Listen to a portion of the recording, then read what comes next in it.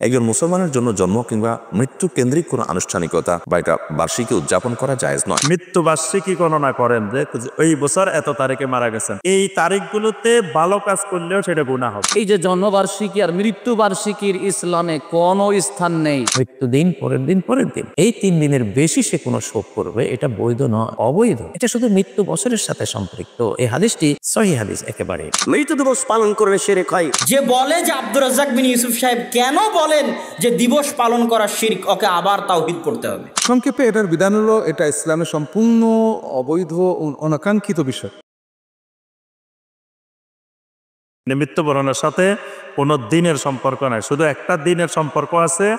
যিনি মারা গেছেন ওনার স্ত্রী 4 মাস 10 দিন ইদ্যত পালন করবেন, আর বাকিরা কোনো দিন গণনা করা লাগবে না। বাকিরা যখনই দিন গণনা করবেন সেটাই বেদাত। যদি 3 দিন গণনা করেন, 4 দিন গণনা করেন, 10 দিন গণনা করেন, 40 দিন গণনা করেন, মৃত্যুবার্ষিকী গণনা করেন যে ওই বছর এত তারিখে মারা গেছেন, এই তারিখগুলোতে ভালো কাজ করলেও সেটা গুনাহ হবে।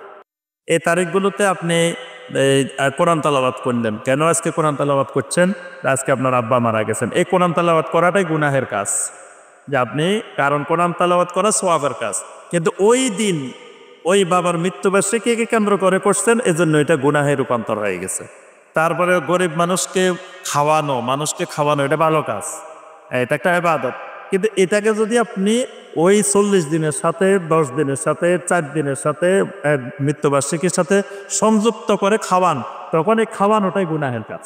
এখানে একটি সহিহ হাদিস রয়েছে, লা ইয়াহিল্লু লিমরাআতিন তু'মিনু বিল্লাহি ওয়াল ইয়াউমিল আখির আন তুহিদ্দা আলা মাইয়িতিন হুয়া কাসালাস ইল্লা আলা যাওজিন ফা ইন্নাহা তুহিদ্দু আলাইহি 4 আশহুরিন ওয়া 10। অর্থাৎ কোনো নারীর জন্য এটা বৈধ নয় যে সে কোনো মৃত ব্যক্তির জন্য 3 দিনের বেশি, মৃত্যু বছরে মৃত্যুদিন, পরের দিন, পরের দিন, এই 3 দিনের বেশি সে কোনো শোক করবে, এটা বৈধ নয়, অবৈধ। এটা শুধু মৃত্যু বছরের সাথে সম্পৃক্ত। এই হাদিসটি সহিহ হাদিস একেবারে। তাহলে এখানে নারীর কথা এসছে কেন? নারীরাই সাধারণত শোক সন্তপ্ত বেশি হয়, তারা আবেগী বেশি, এই জন্য তাদেরকে সতর্ক করা হয়েছে। পুরুষরা এমনটা করে না, কিন্তু এখানে পুরুষটাও ইনক্লুড রয়েছে, যে অর্থাৎ নারী আর পুরুষ যেই হোক না কেন, মৃত্যু বছর 3 দিনের পরে আর কোনো শোক নেই, শোক দিবস নেই। মৃত্যু দিবস পালন করলে শিরক হয়। 26শে মার্চ পালন করলে শিরক হয়, 16 ডিসেম্বর পালন করলে শিরক হয়, 21শে ফেব্রুয়ারি পালন করলে শিরক হয়, কোনো দিবস পালন করলে শিরক হয়, পহিলা বৈশাখ পালন করলে শিরক হয়। ওরে বাঙালি অজ্ঞ জাতি, পহিলা বৈশাখে তোকে ইলিশ মাছ কিনে গাছের নিচে যেতে হবে? আল্লাহ বিদ্যাও দেয়নি তোকে, বুদ্ধিও দেয়নি। মুহাম্মদ সাল্লাল্লাহু আলাইহি সাল্লাম মক্কা থেকে মদিনায় আসলেন, দেখলেন মদিনার লোকেরা 2 দিন খেলাধুলা করে। তিনি বলেন, এই শোনো, তোমাদের এই 2 দিন বাতিল। আমি মুহাম্মদ সাল্লাল্লাহু আলাইহি সাল্লাম 2 দিন দিচ্ছি। আনন্দ ফুর্তির একদিন হলো ঈদুল আজহা, আনন্দ ফুর্তির একদিন হলো ঈদুল ফিতর। মনে থাকবে না? আনন্দ ফুর্তির একদিন হলো ঈদুল আজহা আর একদিন হলো ঈদুল ফিতর। নবী যদি বলতেন, এই মদিনার ছেলেরা শোনো, তোমাদের ছিল 2 দিন, আমি দিলাম 2 দিন, 2 হলো 4, তাহলে এবার বাঙালি পেত 16 ডিসেম্বরে 1-5, 26শে মার্চ 1-6, 21শে ফেব্রুয়ারি 1-7, বাপের জন্মদিবস 1-8, মায়ের জন্মদিবস 1-9। এইভাবে করতে করতে সারা বছর চলে যেত, পড়া লাগতো না।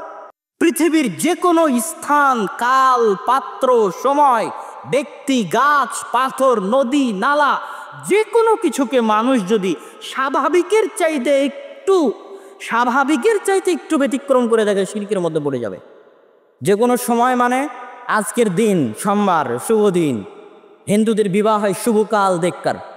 হিন্দুদের কাছে গিয়ে স্বামী স্ত্রী 2 জনের হাত পরীক্ষা করে পণ্ডিত বের করে যে অমুক দিন তাদের বিবাহ হবে শুভ। তাহলে একটা দিনকে সে স্বাভাবিকের চাইতে বেশি মর্যাদা দিচ্ছে।